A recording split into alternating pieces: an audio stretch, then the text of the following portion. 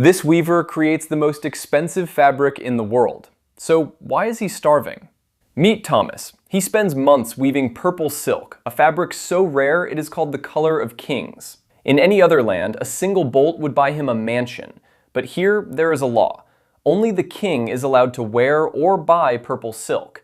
Anyone else caught with it faces the gallows. Thomas has a masterpiece sitting on his loom, but he has only one legal customer.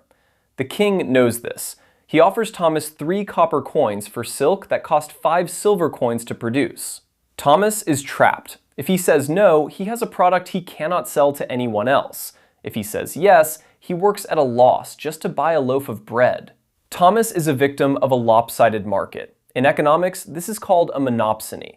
A monopoly happens when there is only one seller. A monopsony is the opposite. It is when there is only one buyer.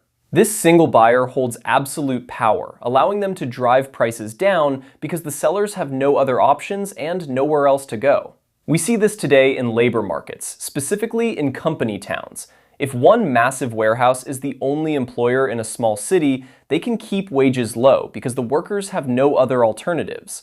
The workers aren't paid based on their skill, they are paid based on their lack of choice. We also see this with giant supermarket chains and small farmers. When one massive retailer is the only company capable of buying a region's entire harvest, they can dictate the price.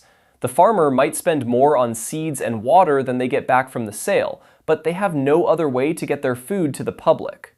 What did we learn from the king's purple silk? Power is in the alternative.